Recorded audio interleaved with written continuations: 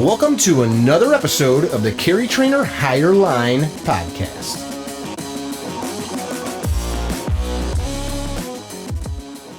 Hey guys, welcome to another episode of the Higher Line podcast. We've got our good friend on, Jared Reston of Reston Training Group. And I know you've seen videos if you follow our YouTube channel that we've done with Jared. Good dude down in Jacksonville, Florida area.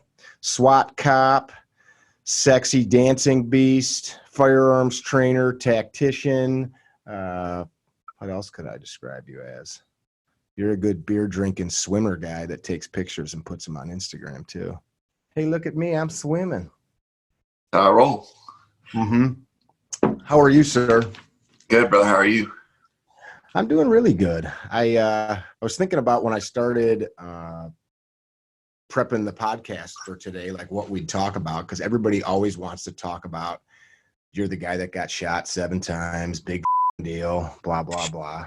So you'll definitely have to comment on that. We've got a great video up that we've done of you doing the whole debrief of that action. So I would encourage people listening to this podcast just to go watch that. Drew can put a link up and you'll get a much more in-depth discussion, but that's kind of where your notoriety came from, right? Yeah, I guess so. That and your stripping days. Yeah. Depends where you know me from. That's the deal. Yeah. Anybody that's been to our courses, I normally tell a brief version of that story too. And I always tell them, you said something once, and I'm paraphrasing it, but the way I remembered it was, I've killed 1 million men 1 million times 1 million ways, was basically something along the lines of what you said. You were talking about in your head. Yep. Do you remember saying that? Somewhere along those lines, yeah. Yeah. I'm sure. What is it that you say? I don't know. It's the mental preps of doing the reps and getting it done in your, pre-incident happening. It's just the mental preparation of just running through your mind and doing the rehearsals and doing, it might not go that way, but at least you got something in your mind on how to get it done. So having some plans better than no plan. There you go. Mm-hmm. You don't want to be figuring it out on the fly. Yeah. Well, why don't you tell a little bit of your story, which you've told a gazillion times. I don't want you to go into great detail because we've got such good video version of you sharing that story, but just so people listening that aren't aware of who you are have an idea. Quick down and dirty. Back in 2008, I was working as a policeman off duty at a mall. I went to stop a shoplifter. He ran. We had a foot pursuit. Got into a physical fight with him, which ended where he pulled a 45 caliber Glock 21 on me, fired and hit me 7 times. 1 through the face, exited out my neck, 3 across my body armor, 1 into my left thigh, just above the knee, exited out high in the left thigh, 1 in my right buttock, and then a graze of my right elbow. And at that point, I was able to return fire and kill him. That whole thing, how long do you think it lasted? The whole foot chase and everything? The whole gunfight part of it. Oh, gunfight? He fired 12. I fired 14. I would say 4 to 5 seconds. Just boop, boop, boop, boop, boop, boop, boop, done. And that has been something that's been poured over by thousands of police trainers and use of force experts and people that do what I do, teaching the general public this stuff. So what are some broad takeaways that people can get from that lesson from you? With the broad takeaways, as I always say, that mindsets needs to be trained, it needs to be honed, it needs to be put, tested.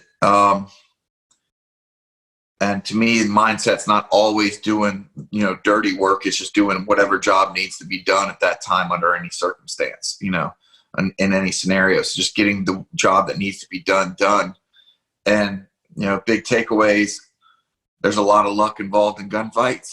Mindset will help you take advantage of the luck that you're still alive and get you into the fight. But then you need to have the skills to also match what you want to do to finish the fight. The skills help you win.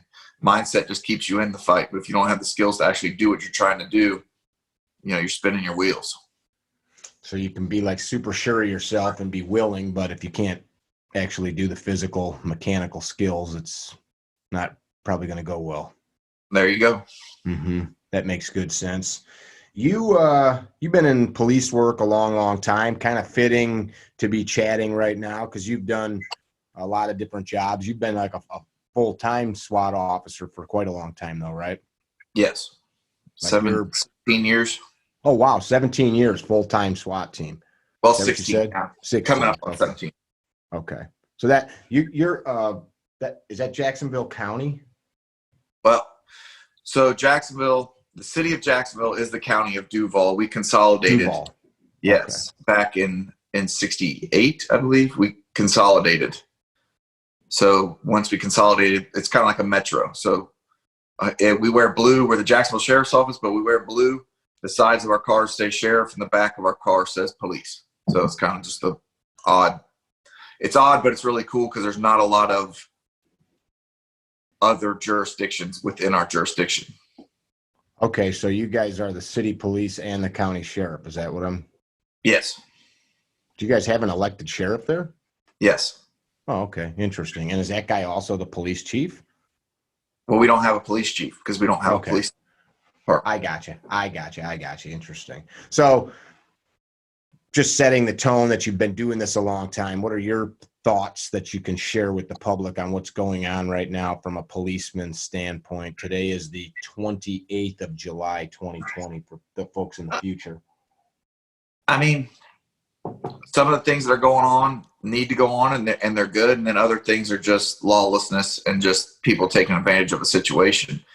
I don't think that people are as hateful towards the police as people think. It's not a mass hating of the police. It's the same people who hated us last year too. Now they're just getting a voice. Mm. Do you think the pendulum of power that we, the people, have given to law enforcement has swung too far? That maybe, I know from one perspective, I'll predicate my point on this. Like I hear from guys all the time, like, man, I went to the police academy because I wanted to catch bad guys and help the public. And now it seems like I'm getting called because kids aren't eating their cereal and won't listen to their mom. And I'm getting called because somebody pooped themselves and, you know, doing the general stuff like that. Well, yeah, I mean, it's not the police overstepping. I think some politicians will come in a cheap way, like a lot of this, like defund the police and stuff. Like I look at some of that stuff and I agree with it. I'm like, yeah, we shouldn't do that job. Yeah, we shouldn't have to do that. I shouldn't have to be a social worker. I shouldn't have to. But what they do is they come up with their grandiose ideas.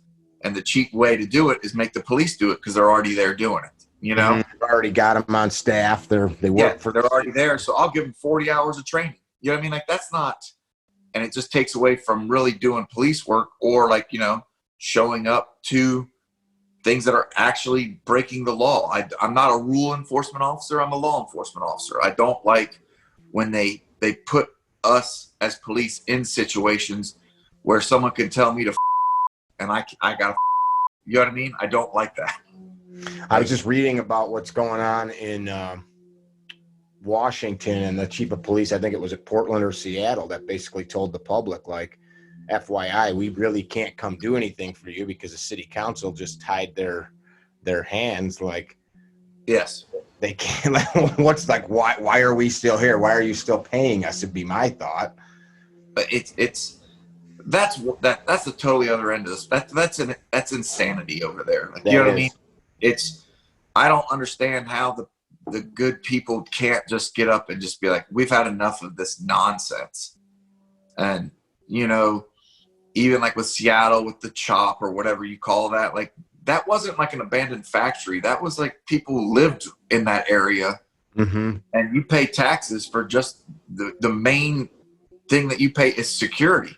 That you can get to your business, you can open your business, you can do things, and they're just overstepping left and right. Like, you know what I mean? I hope with like, you know, this COVID stuff, like I think that we're getting stepped on a little bit with rights and things that maybe we change some laws and get Mm-hmm.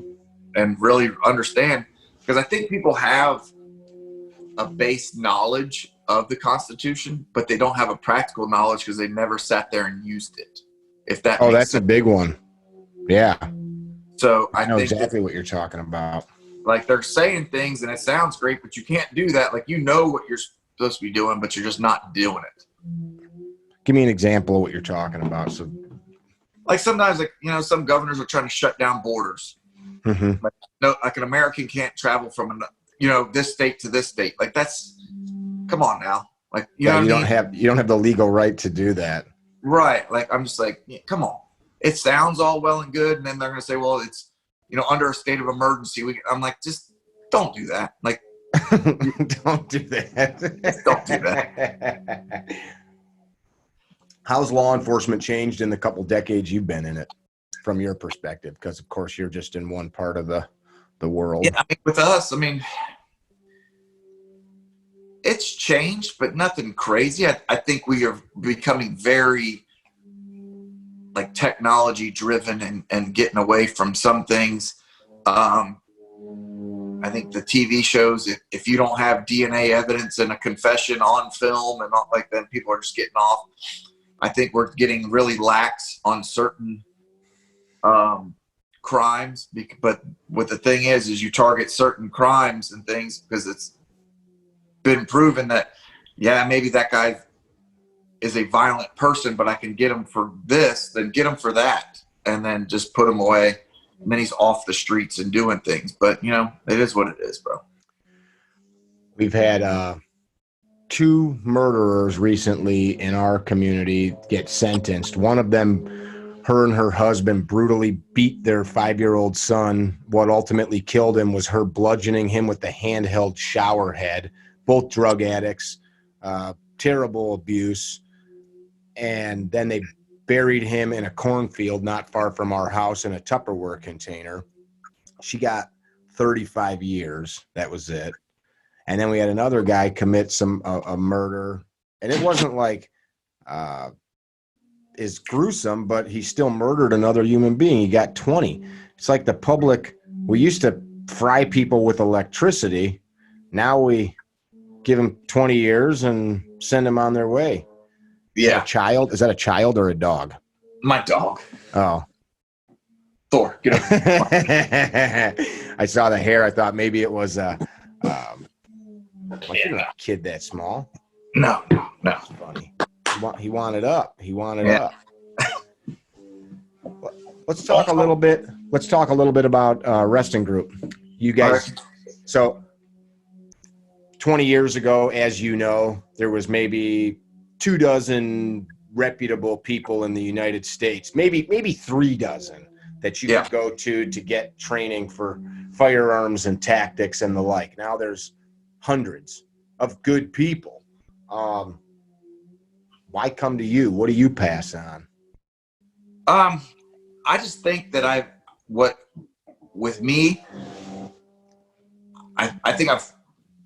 we're a well-funded team and we're a full-time team. So I have a lot of experience of doing things, but I also, with being well-funded, I've trained with some of the best for the past 20 years and kind of developed a good program and a good system that works for me and also works for law enforcement and any civilian in domestic. You know what I mean? Like, some things you just can't do. Some things I've learned are great things, but you're not going to be able to rock and roll with that. And, on the streets of, Main Street, USA, that's not going down. So I think that, and I bring into a good coaching and just a way of bringing things to you. So I like to visualize a lot of things and have you figure things out. And then I don't do any gee whiz bang for Instagram type things. You know what I mean? Like, it's all proven in fighting people with guns and shooting meat. It's their proven tactics and shooting, I don't know. That's pretty much me. And you get to hang out with me for a couple of days. I'm pretty cool. You are pretty cool. So what you're saying is you're teaching people things that that have been vetted, not just by you, but all the people that you've collectively trained with over the years in your yes. And then time. pull a little bit of, pull a little bit from the competition world, pull a little bit from war fighters, pull a little bit from police, and then making a really good package, I think. I've taken your training courses a few times. I think it's excellent stuff. A high regard for accuracy, repeatability. What else? You shoot at distance, which is, and I haven't trained with you in a couple of years, so I don't know if you've tweaked anything. Yeah, I mean, now we're still running kind of the same things. We might talk a little bit or change a little bit of wording, but just because we find people can grasp it better. But I mean, it's still all the same. It's move fast, shoot smooth. We want to get speed through efficiency, not speed through just all out hand speed. What do you think about when you said Instagram stuff? What do you think about when you watch videos of like just weird rote movements, like a draw stroke and shooting and reloading, and you just see, like, you've seen the same thing. A guy does an appendix draw stroke, presents the gun, blazes a target, rapidly reholsters, and films himself. Like, what does that make you think of when you see that stuff? That's just they don't really know what they're doing. They're I mean, not that they don't know what they're doing. They could even be better, and maybe they should take some courses and just maybe slow down a bit and don't try to jump into the instructor game so quick. Like, be a student for a while, and figure out what's really working. And like, that's one thing that I like to look at when people's backgrounds. It's just not where they've been or what they've done. It's what they did when they were at those positions. Were they instructors at the schoolhouse? You know what I mean? Because that's where you kind of hone the instruction side of things. It's not, there's a lot of people who can do that can't teach, if that makes sense. Sure. Yeah. So like, don't just get sucked into that. And then, that's just kind of how I look at it. I was talking to somebody the other day. I get a message probably once every week or so, and I'm assuming you do too. Like, hey, Mick, I love watching the stuff you put out, and I want to know how I can be an instructor. And it's like my friend Paul Sharp talks about it all the time. You don't become an instructor because you want to become an instructor. You've learned enough that you have something to pass on. And it seems like you'll attest to this. It's actually hard work to go hang out on a range for 2, 3, 4, 5 days and do the job. It's fun, but it's exhausting. And then all the work that happens before and after it is huge. And the freaking massive amount of liability for if somebody gets injured or killed.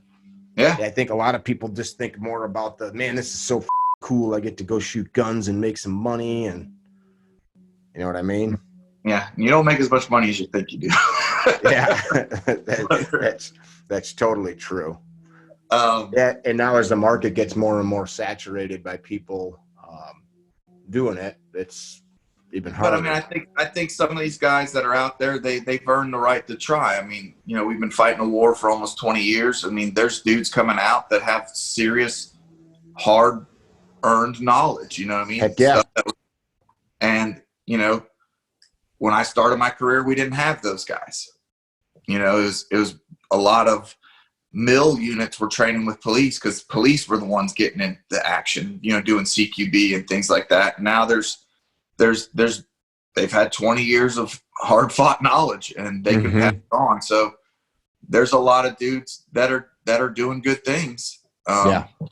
And then there's, with everything, then there's just some dudes who are just trying to use their what they did as credentials to get in as an instructor, and they weed themselves out pretty quick, bro. Like, I mean, I've been teaching now for, had wrestling group for a little over 10 years now, and there's people that have come and gone, people who you thought were, great people or whatever, and they just fizzle out. They get out, they do something. I mean, we're eat your own kind of group too. So I mean, we don't help very many people. We try to just tear each other down, and I just don't fall into that game. Oh, You know, you and I talked about that a bunch. You like go to SHOT Show and it's like you groups of dudes milling around. You're like, hey, what's up? What's up? Dude walks away. That, that guy's a yeah. like that's funny. I know personally the guys that I'm friends with, like you and others, I try to share their stuff as much as I can without, missing or short circuiting my own mission and purpose. Right. But, yeah, it is. I think part of that eat your own thing might be because a lot of the guys are not business people. They're war fighters or soldiers or cops. And it's not, I shouldn't say it's not their fault, but the mindset is win. And like I don't care about Jared or Mickey or Bob. I got to grow my shit. Yeah, I know. But that's the thing is you might need Jared, Mickey, or Bob down the line. Well, that's the funny thing. I think the people look at this community. You hear the term all the time, industry. And I always like smile, like, what's the industry? Like you have a factory that you're like industries like the manufacture of steel and the production of medical equipment and whatever. Like teaching people to shoot guns isn't an industry. It's for most people, it's a hobby. But anyway, it is so small, man. You open up your phone and give me a name. I either know the person or I know somebody that works for them or somebody that did work for them or somebody they buy shit from or somebody that they train with or served with or went on vacation with, because it is a small community of people. Right. You're pretty well liked. I hope usually. I try not to step on too many toes. You don't. You also do long range stuff for your team, right? Yes. Like, did you used to be more CQB guy? Now you're long range guy? I am a CQB guy who gets to play sniper every once in a while. Okay. I have a CQB mindset and I fight at just longer distances. I have a little bit different mindset than like a sniper-ish. I do enjoy the shit out of precision shooting, but I'm always an assaulter at heart. That's what you want to do. Yeah. How busy is the team down there in Duval County? We average about 320 missions a year. Wow, so basically almost every day you guys. Yeah, from either high-risk search warrants, call-outs, and the QRFs. QRFs I've picked up a lot in what we're doing. And then just our we also do all the criminal apprehensions in our. So for people listening, the quick reaction force normally is a military thing. You're talking about another officer or other first responders in the community that need help? No, so any venue that has over 15,000 people, we will have an element there.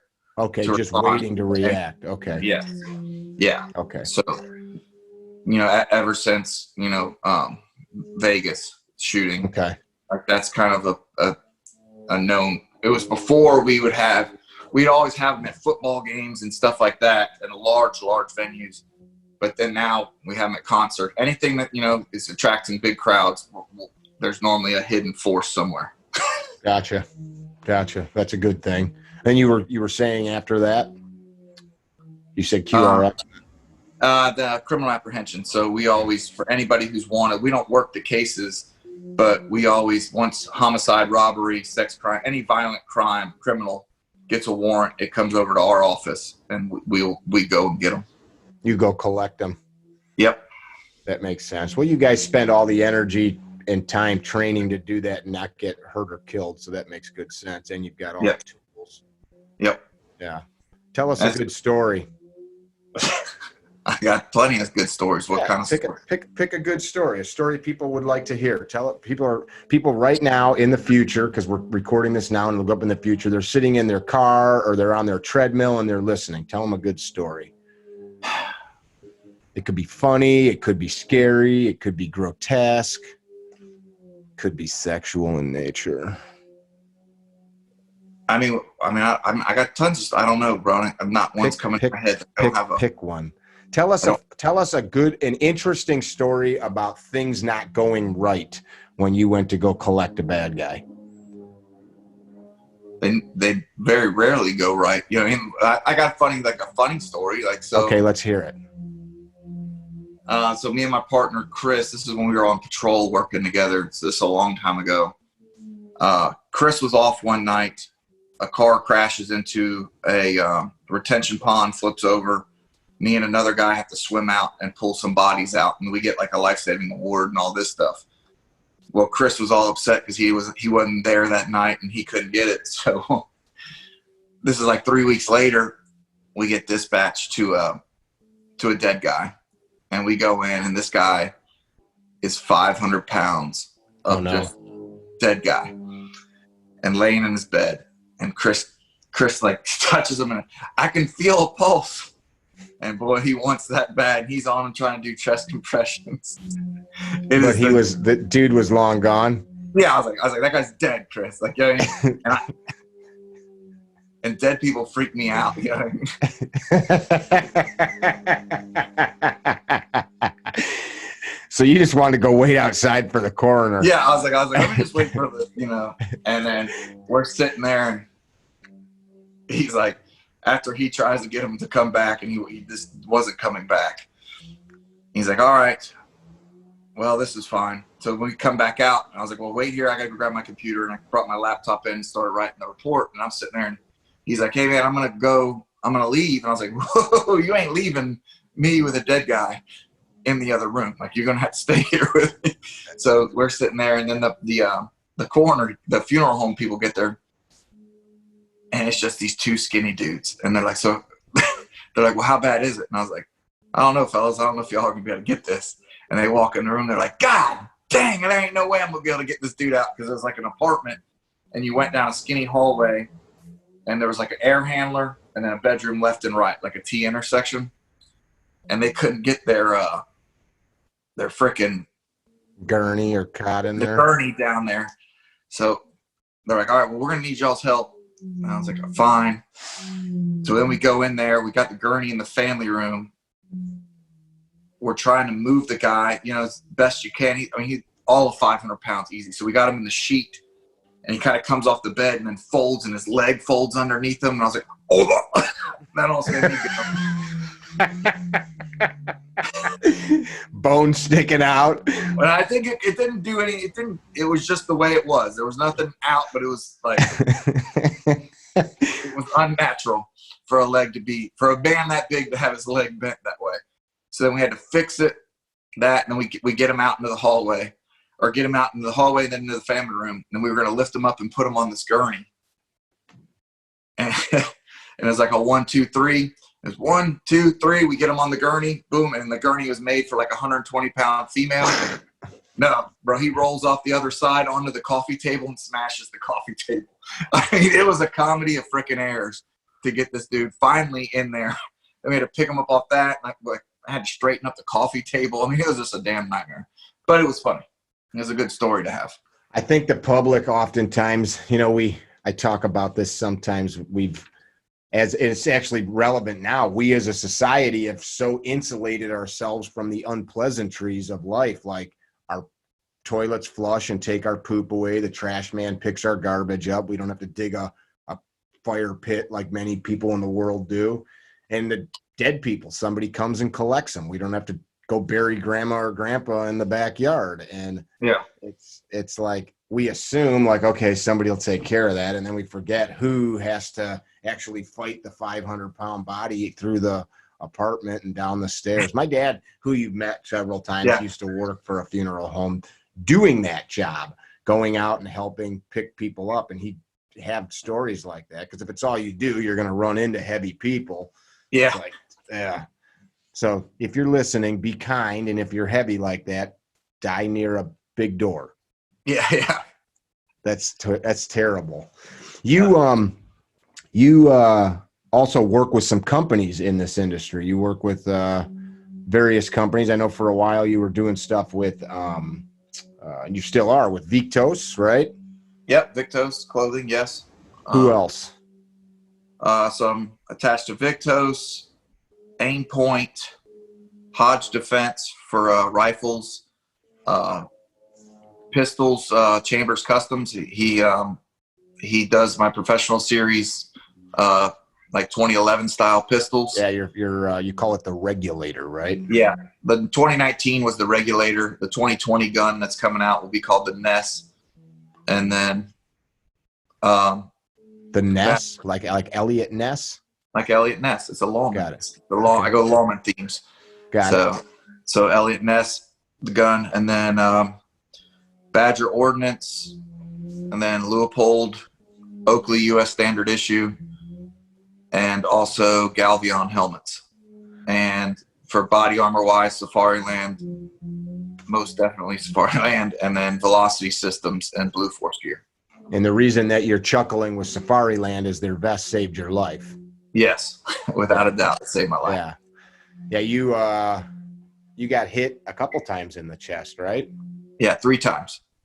Did that hurt? Is it like the movies where like you just open your shirt up and the bullet falls out? Like, well, if the one that hit my trauma plate was the only one that hit me, that's how it would have been, because that didn't even leave a mark. But the one that hit like my side, that one got me pretty good. And then the one that hit my shoulder got me pretty good too, because it's just like a burn. Like, it just transfers all that energy so fast. It burns. It didn't penetrate or anything. So, do you have any long-term effects from those injuries physically, not mentally, but physically? Yeah. So like, I don't have any feeling in my face. Like my bottom lip's numb, and that goes all the way to like, it's like a goatee of numbness. I don't have any teeth, or no real teeth, from like the bottom center all the way back. And my hips, because one of the bullets went and cracked my hip, but didn't do a lot of damage. But went to fix like the gap in my jaw, they had to take a big piece of bone. They harvested it from my hip and put it up there, so which kind of changes my gait when I walk and when I lift and do things. So it jacks me up a little bit. It hurts sometimes, but nothing. I feel pretty fortunate with my injuries from that. Any long-standing emotional or mental issues with it? Close your eyes at night and see that shit in your sleep? No, like no. I don't. It's none of that. But I'm hyper vigilant now, so it's not even. I don't even know what spools me up or whatever. But some nights I just don't sleep. It'll kick up, and I just get excited, almost like a kid on Christmas Eve. I can feel it in my chest, and that took me a while to kind of get to just accept it and push through it. Kind of not push through it, but accept it that it was going to happen instead of trying to fix it. Just accept it, because you're not going to sleep, because it's physiological, not psychological. So when like your body goes into that protective mode, it could be like a car crash or whatever it is, that like when things don't hurt and it dumps, like getting shot doesn't really hurt that bad. It hurts about 10 minutes later, but it doesn't hurt when you're getting it. It's very easily tolerable. Like, I mean, it just doesn't hurt. But all the chemicals that your body dumps into your bloodstream to make that stuff not hurt, you're now more susceptible to it to happen. So sometimes it'll just trickle that stuff into your bloodstream, and then you're not sleeping on that stuff. So you're just going up, and now accepting it, it's just a better mental health. Because I used to, what's wrong with you? Get right. Let's go, go to sleep type stuff. And now it's just, all right, get up, go out, get on the couch and watch some TV, and just understand I'm not going to be sleeping that well tonight. And then it just helps me go to sleep easier. I got you. You were involved in other shootings since then, right? Yeah, I've been involved in 2 other. I was involved in a shooting before that one, then 2 more since then. So 4? Yeah, 4 shootings when I was a shooter, and probably 16. Since the other day, 16, where I was there being shot at or something, but couldn't see anything. Oh, you guys just had a use of force incident at work? Yeah. Everybody okay on your team? Yeah, we're all good. Yeah. Bad guy not okay? He's okay. He gave up. Oh, he gave up after it. Yeah. Nice. Well, that's a good outcome. Yeah. So all of the stuff that you're teaching is learned not just from the incidents that you had to deploy your weapon, but the ones that you were witness to, your teammates who you're close friends with, you train with them, you guys analyze the shit out of this stuff. All of that stuff comes to your program. Yes. Like, it's just not all about me. It's me training these guys and them that coming back and being like, and just, you probably had somebody that you've trained had to use deadly force. And like, when they're like, hey man, this really helped me do that. I kept on task with that. Mm-hmm. And this is how it worked. You know what I mean? Like, it's the proof is in the pudding. It's just not putting something out and then, sitting back. Like, I'm training these guys every week. I work with these guys every week. I've been their lead firearms instructor since 2008. So a lot of the guys on the team don't know any other but my program. You know what I mean? Mm-hmm. I mean, they still go to other trainers, but typically most of the guys that I trained around or with, we kind of have the same. We might do some things, tweak a little bit, something different, but there's nothing that's crazy, outlandish, different than what we do. I mean, that's just kind of like all the instructors that I recommend and do and train with, we're teaching pretty much the same thing. They might have little nuances that are different, but that's what to me, when I go to one of their courses and I'm like, man, I teach this. It just reassures. You know what I mean? Like, all right, Sure. We are teaching the right stuff. Yeah. Anything over the years that you thought was the best course or the best way or method, and then realize, maybe that wasn't such a good thing? Yeah, man. Out shooting your brain. That was like, when I first got on, it was, you were the coolest dude if you could shoot, 0.11 splits. split. Yeah. You got those fast splits. Like, that was the shit, on a plate 5 yards away, you were, and that's just not a proper shooting when it comes to shooting meat, because meat moves when you shoot it. So now a lot of things, it's just, I only train to shoot movers. And even if it's a stationary target, because I don't have a mover or whatever, it's still, I don't ever shoot faster splits than like quarter-second splits. And I make myself slow down, because people say, well, you'll do this and you'll do that. You're going to do what you're trained to do. That's it. If you train and do it, that's what you're going to do. I remember something that you focused on as well was a first shot. You're not into the, like, you were looking for like 1.3 or something like that, 1.5 on a first shot for your students, rather than some second time frame. Talk about that a little bit. Right. Yeah. So mine's a 1.5, but it's a 1.5 from a retention holster, in full kit with a helmet, without a like whatever it is, it's 1.5. Like, you know what I mean? Like, you can't, and like, there is no set like what's fast. Like, to me, like, standards are, that's fast, it's good. I'm typically a 1.3 guy, but what I want out of shooters, I will take A-, B+ shooter over all aspects of his shooting and tactics over a guy who's an A+ shooter but a terrible CQB guy. Or he can do this real well, but he can't do that. You know what I mean? So what I'm trying to do is make your best day and your worst day very close together, so you're not, I don't want you an A one day and a C the other, or a D, because, you know what I mean? I just want consistency and a guy I can depend on. And I probably think I could get to a 1 second draw, right? But I am not a professional shooter. That 0.3 is going to take me a lot of time and a lot of energy to try to get that down. A lot of bullets, you know what I mean? And while I'm trying to get my 1 second draw, I might be missing my reloads. I might be missing my CQB training. Did I go to the gym that day? Did I do my combatives? Like, you just can't get, I'm not just a shooter. I'm a policeman who needs to be well-rounded. Sure. So, like, once you hit standards, like, sometimes I'll just check standards. All right, let's go do some draws. Boom, 1.5, 1.5, 1.3. You know what I mean? Cool. Let's move on to the next, maybe where I'm not meeting that standard that week. So let's work the reload standards. Let's work, you know what I mean? And then once that goes, like, you might have a day of shooting planned, but you hit all your standards. You felt really good. Everything's kind of in the knot. cool, let's go over to the house, let's run some CQB. You know, I dig it.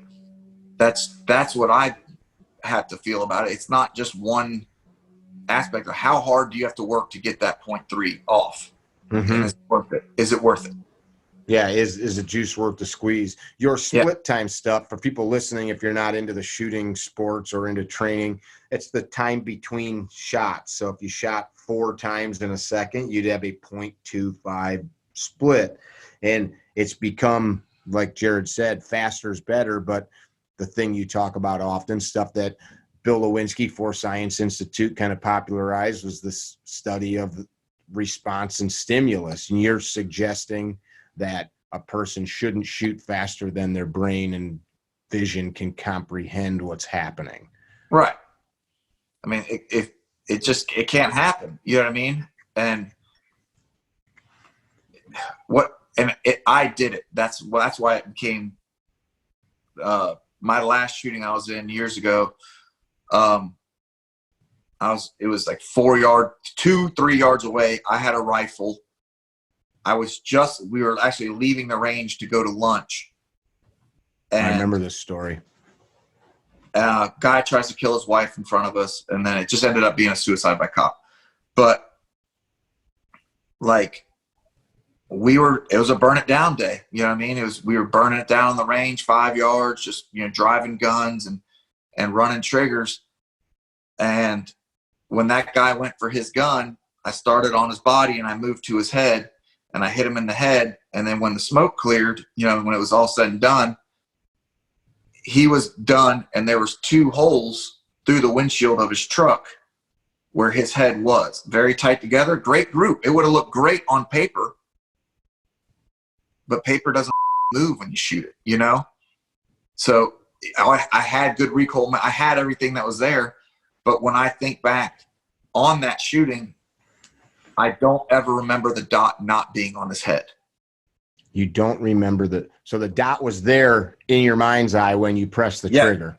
So when I pressed it, yes, and I was just burning it, you know what I mean? And his head dropped, and by the time I shut it down, I sent 2 more rounds. How many rounds do you think you fired in total? 8. 8. Yep. So 6 of them hit their mark, 2, his body slumped and went where he wasn't. Yeah, right. And it wasn't a big deal. I mean, I had a good backdrop. But that's the thing is, now imagine that was in a drywall house or something like that.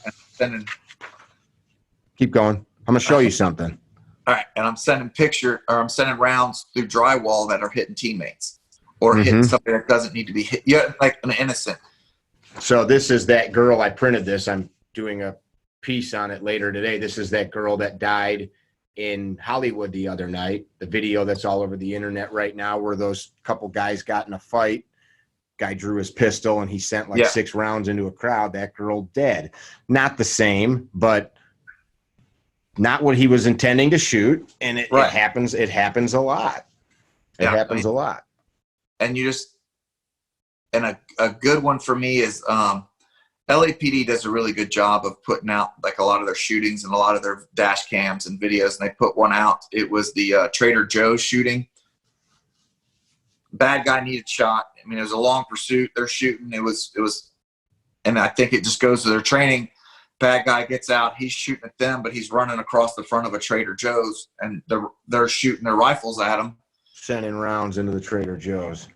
Well, no, it was all brick. It was good, but the manager stepped out of the store. He runs right by the manager, and then you see the manager drop because they never saw that manager. You know what I mean? 'Cause you're looking through that tube, you just understanding the stress and understanding of giving it to him, like, and just getting good hits. I'm all about good, fast, accurate first round hits, and then staying right there, like you know, almost like you're hitting a straightaway on the draw, but you got a turn coming up. This isn't a drag race where I want you to stay on the gas the entire time. I want you downshifted now to work the S curves of like a car racing.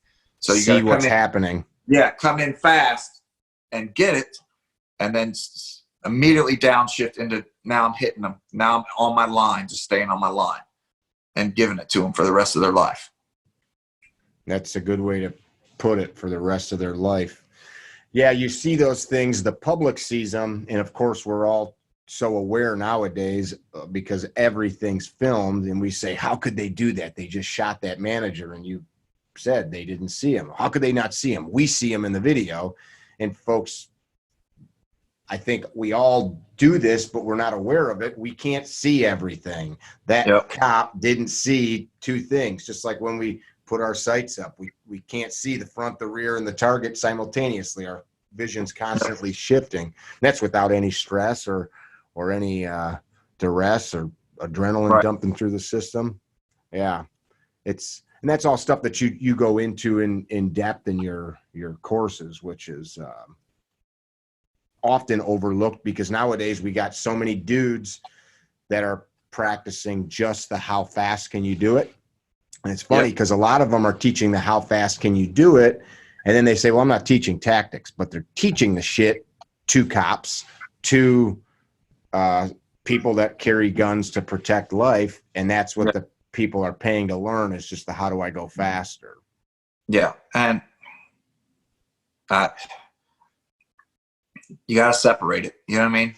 Like that's the deal. I mean, it's good to sometimes get like some of these professional shooters and take a class from like just a shooting guy and take some things and then maybe just how I can work a little bit more efficiently, maybe to do these things. But again, and then some people just try to become a 1 second draw guy. Maybe you're not a 1 second draw guy. You know what I mean? Like you can't ever physically do it. So why are you wasting your time on that when you could be working on being like, you know, if you're running a 40 and you got this guy who's running a 4.240 and you're running a 5 flat, are you going to try to become a 4.240 guy? No, you can't do it. It's physically impossible. So you can be the best 4.9 guy and get a little faster and get whatever, but just be acceptably fast. I mean, there's people in here that just their hand speed is just greater than yours. Mm-hmm. And you can't train into that.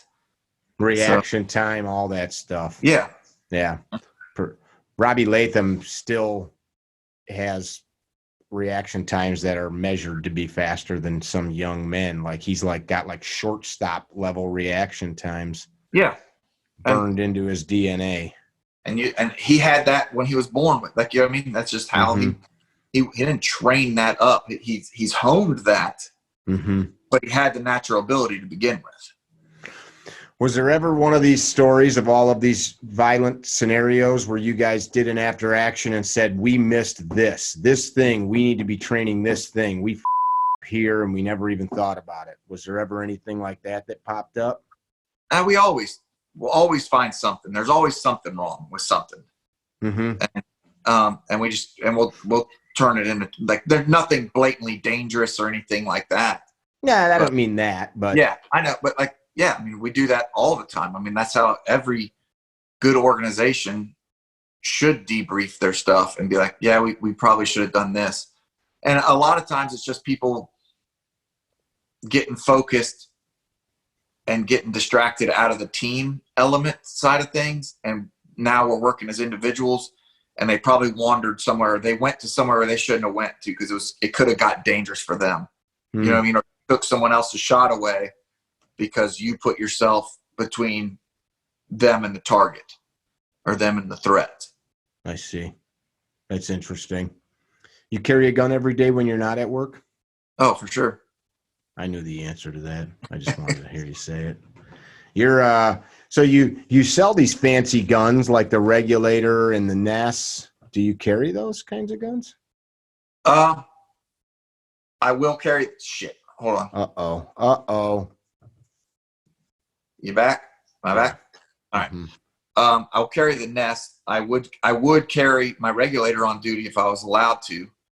But I'm limited to carrying a Glock. What is the Ness? The Nest will be almost a commander, a wide body commander, so full grips, but a shorter slide. Okay. I didn't realize you were even into those single actions. I mean, they're nice. I mean, oh yeah, they're super cool, especially when you're trying to shoot shit at distance. Yeah, I mean, they run Joe Chambers, I don't know what magic sauce he puts on it. He says it's the mustard or whatever, but I mean his guns just freaking run, man. Where are they made? In Nebraska.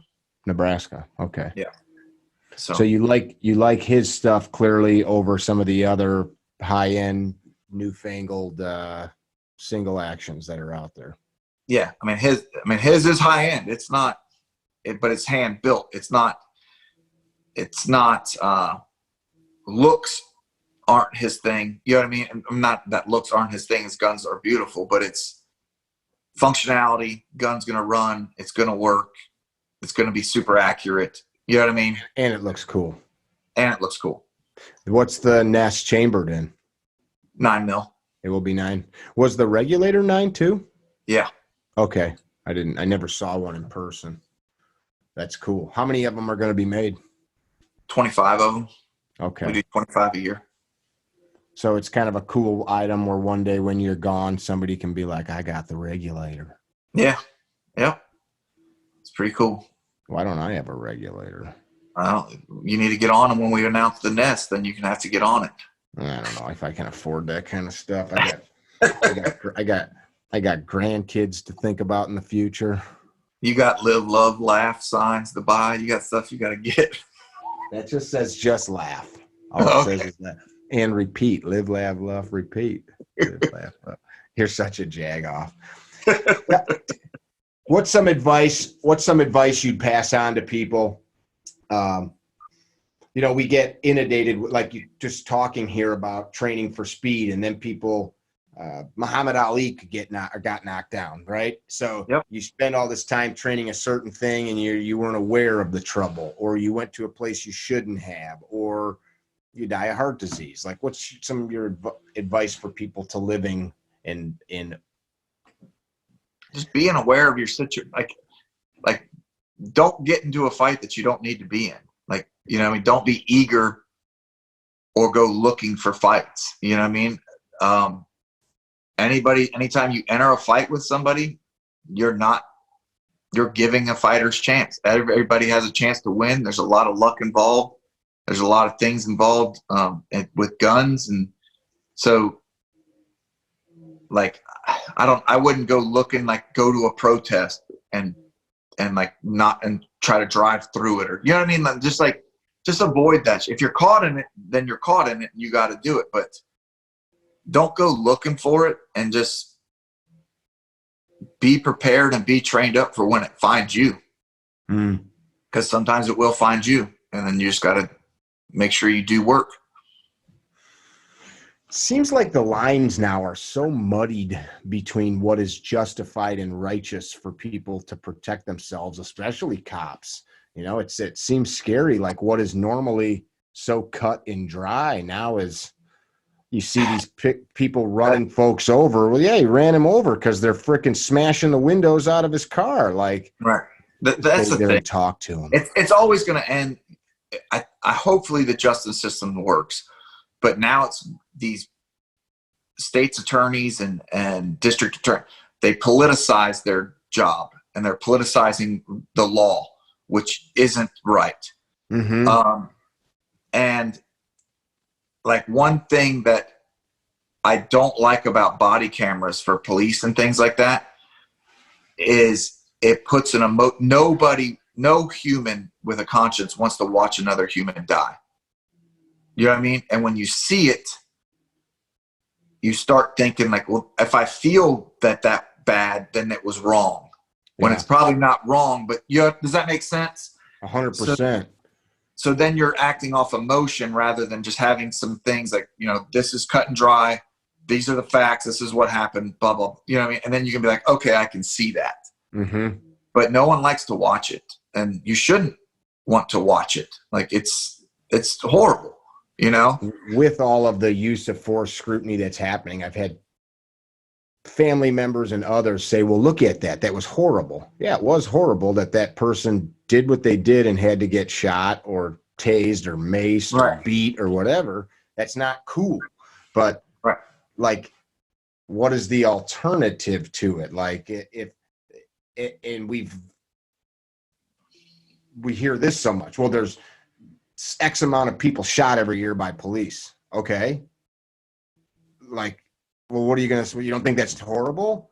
Yeah, it's horrible that people do bad shit. Like, how many of them didn't need to be shot? Sure, there's plenty of them, but it's not 10% or 50% or 100%. It's You're right. fractions I mean, it is terrible on how many people we have to shoot. But again, we react to something. We don't have wanted dead or alive posters anymore. Mm-hmm. Like, and we're going around collecting bodies and collecting the reward for them. I mean, we're reacting to things. Like another thing with the defund the police, like they want more training for police. I agree. Police need more training on de-escalation is great and everything, but once violence starts, the only thing that can stop violence is violence. And if you're capable and confident, you will actually probably commit less violence on people than most. Mm-hmm. Like, it's not scary to you. You're able to do it. But once you start taking things away from people and not giving them time to go to the range, not letting them train combatives, not letting them do things, because now you're watching a video on combatives because people get hurt, and then with the insurance has to pay, and you know what I mean? So their risk management team is just they're willing to take that risk of not paying out an insurance thing, because officers we don't do a lot of physical stuff anymore once you make it out of the academy, because people get hurt, and then you got workers' comp and things like that. But you're making yourself you're making yourself a liability at that point. Mm-hmm.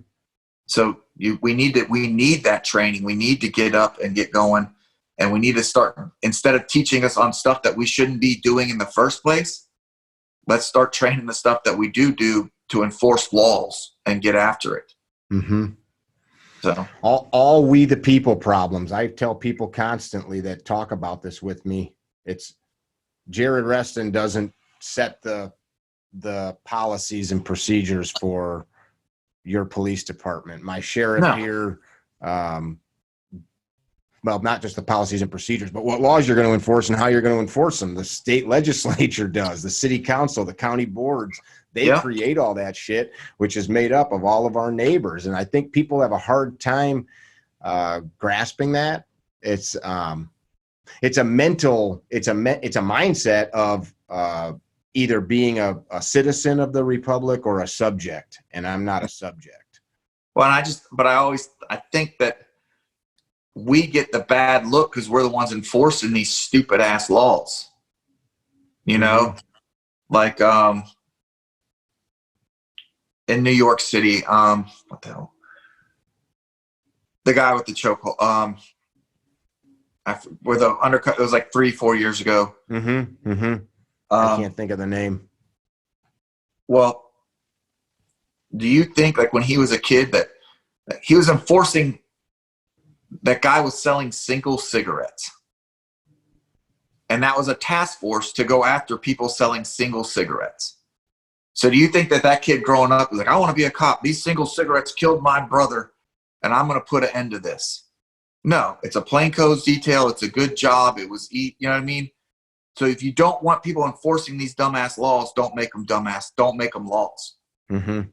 But no, everybody just comes in, and I feel like when they get voted into office, they feel like they have done something.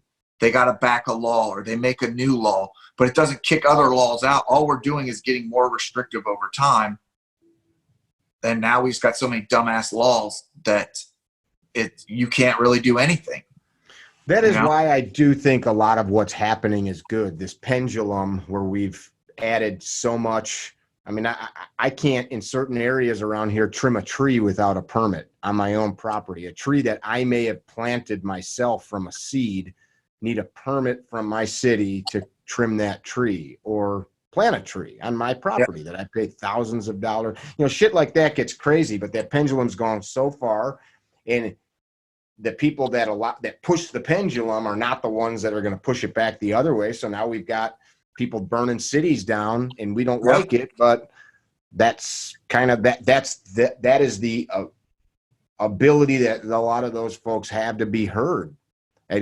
They're not going to articulate it to a city council. They're not going to go run for mayor. They're not going to run for sheriff. They're not going to run for state government. So this is the way that they are heard, and it's the pendulum's going to go, come back the other way. It's scary too. Yeah. I get people asking me probably every day now, hey man, I can't find ammo. I need like a couple boxes of ammo to protect my house. I got people that I know or that I don't know calling that if I hated guns my whole life, I need a gun. Like Yep. the people are scared. And they should be. Mm-hmm. Because law enforcement, they're like, I hate when they say they're going to send in the National Guard, or they're going to send in the federal police because, Chicago PD can't do they're not doing their job. Chicago PD would handle their job. They are tied by what they can do. They're not allowed to do their job. Mm-hmm. So like, that's what kills me. Don't ever think that these police agencies aren't skilled and have the men and women ready to do the job. They just want their leashes taken off. Let them go do the job that needs to be done without fear of being arrested, without fear of being disciplined. You know what I mean? Because there are set rules to these things, and if you stay in those rules, you should be fine. Like, that's what always pisses me, like the qualified immunity thing that they want to get rid of. That is so stupid. You are going to ruin police. You know what I mean? So now a police officer has to carry his own insurance. You know what I mean? So how much are you going to have to pay me now to do they just say things that there's no way in hell you can do. Here's the deal. Y'all made the policies. If I act within your policy and your state statutes, then I'm fine and I'm protected. If I don't do that, then I am out of qualified immunity. So people don't understand that you can get they think the cops are just going to do whatever they want and there is no repercussions for what they do. It's not. It's just explain to the viewer listeners, because not everybody understands qualified immunity. So they want to be. You can't sue a police officer personally for his personal stuff if he's under the umbrella of at work doing his thing per department policy, per state statute. But they want to. A lot of people like to defund the police groups and BLM. They want to get rid of that. So now you can be sued for what you do at your job personally and lose your home and your family's. Like, it's just stupid. It's insane because no, you think policing's bad now? Wait till you get the bottom of the barrel of people who don't want to do this. Because everybody I know, not everybody, majority of people I know in this job love this job and do it for what they believe in. And we didn't get in it for money. We didn't get in, and they're good people. Sometimes good people make mistakes, and it's not the end of the world. They didn't break the law. They made a mistake. You know what I mean? So, give me an example of what you're talking about. You may have broke policy on some things, but you didn't break state laws. Even like in use of force, your policy can limit you on other things that you can do. You know what I mean? Or like, I mean, I've just seen, I don't really know it, but like a negligent discharge that hits somebody, right? But they only had their gun out because you were committing a felony, right? Does that make sense? So if they weren't really doing their job, they would have never even, this gun wouldn't have gone off. And do I think that as an agency, we will and a city, we would take care of you? Yes. Because it was wrong, but it wasn't they shouldn't lose their freaking personal stuff because of that. Does that make sense? Yeah. So it's one of these issues that, like you said, we're going to end up with first responders that nobody wants. Right now we've got a lot of pretty well-trained people, but my son just finished the criminal justice program, and I think he's rethinking his future now. The end of the day, when you take all levels of force away from people, make them responsible for their actions, they're not going to want to do anything hard, like have to go hands-on with somebody. I mean, put your hands behind your back. put your hands behind your back. Like, what are you just going to stand there and have a discussion like that? Or somebody's causing violence and you're not allowed to do anything in between talking and shooting. Yep. You're just going to shoot people, or you're not going to do anything and they're just going to have to leave people alone. So now more people just come from untrained people, bro. That you can watch. Just because you're a policeman doesn't mean that you're like a trained shooter or something. Like people, not all policemen are gun people. You know what I mean? God knows they just passed a very easy state qual. Mm-hmm. And you know, a lot of these people that get shot, you can just watch some of these videos and that person is just scared to death. And they're just waiting, and then the gun just goes. You know what I mean? Because they have nothing else to do. They don't know how to fight. They don't do it, and they're shooting people out of fear. They've never been in a fight in their whole life, right? And it's just, it's sad because that person didn't even want that to really happen, but they were so terrified. When you're scared, and you're scared for your life, you're gonna shoot somebody. Like that's the nature of it. Now, would I have been scared? Would you have been scared? Maybe not. But that's who they hired. So that's what you're going to get. So I don't think, what do we got, about 800,000 cops, something like that in the country? Yes. I don't think there's 800,000 men like you or women to do that job. Like I got a friend, Andy Hughes, was the elected sheriff down in Houston County, Houston County, Alabama. That's Dothan's the county seats, southeast Alabama there. Not far from you, actually. Yeah. His daddy was a lawman, and he was a copper for his whole career. He's retired now. But, like, he's a good old boy cop. But like you just said, somebody that's never been in a fight, and now they've got little training, and now that training is going to even be more diminished. And then we're expecting this person to do the right thing at the right time without not only this training and skills, but without the actual aptitude and, even a kid that played football or wrestled in grade school is going to do better because they're used to rough and tumble shit than somebody that's never been slapped around or had their bell rung or tasted their own blood in their mouth. Yeah. I mean, you're exactly right. I got to shoot him because if I don't, he could hurt me. Yeah. I mean, that's the name. I mean, and they're going to hurt him. You know what I mean? Like and the person might not be that hard of an opponent, but it's more than that person can handle. What people need to understand is you don't fight the police. You don't try to punch them. It's not the law that you're breaking. It's our training is if you attack us and start hitting us, our training is we can respond with deadly force. The law says we can respond with deadly force. Because if you knock us out, there's plenty of videos where people try to get guns out of holsters. There are people that aren't here, police officers who aren't here anymore because they were knocked out, their gun was taken, and they were killed. Mm-hmm. Like that's what, it's not a fight. We are doing a job. You're trying to fight us and beat us and maybe take one of our weapons. That's just not going to go down. So stop fighting police. Like that will help you out immensely. Don't fight and you'll probably be A-okay. I mean, what you're saying is if you've got an issue, take it up with the judge. But I think for a lot of people that maybe don't have the financial means or the connections or access to legal counsel, I mean, there is predatory practices from people with badges on.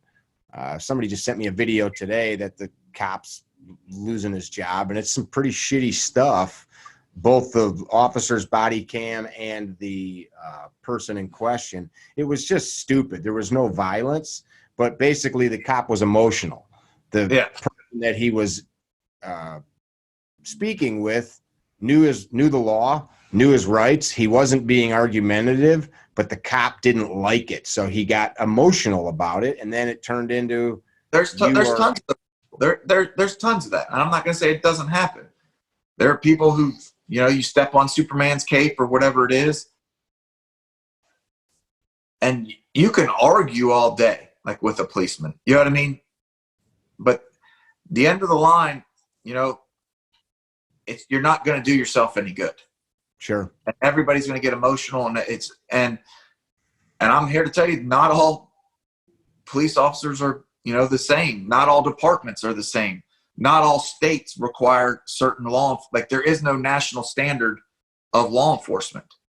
Some agencies are just, 3 dudes that are like the police that went to the academy, maybe, or they got sworn in and now they're the police for like, there's some weird things. Like, I don't know like the exact thing on it, but there's like sometimes I know in like Georgia, you can be the police for up to 6 months without ever going to the academy. That's crazy.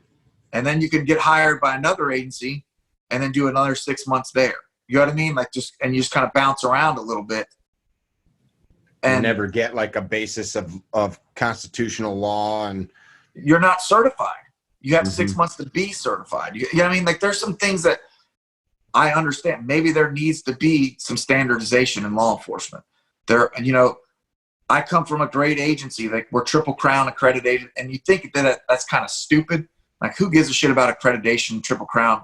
But it matters, man, because like the sheriff is proud of that, and he keeps us up to a standard, and we better make it for. Because if we lose one of those under like his watch, he takes that personally, and and the citizens might not understand what it is, but there's a lot of agencies that aren't, these accredited things that come in and say, yeah, you're doing stuff the right way. And even if we're triple, that doesn't mean that we don't have some bad guys on our department. But our internal affairs and, integrity division, they handle it. We will arrest our own. We will, charge our own. We get people in trouble. I mean,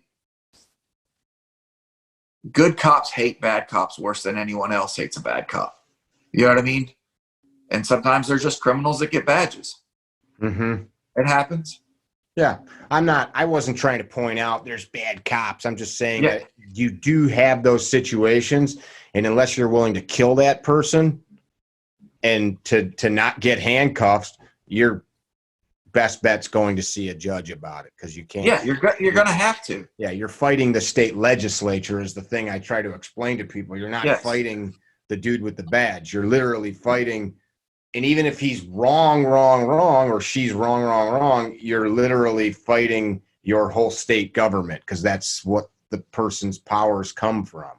Right, and he thinks he's right. He might be, you know what I mean? Just because you go to jail doesn't mean that. And then just because your charges get dropped by the state attorney, that doesn't even mean that what that officer arrested you for was wrong.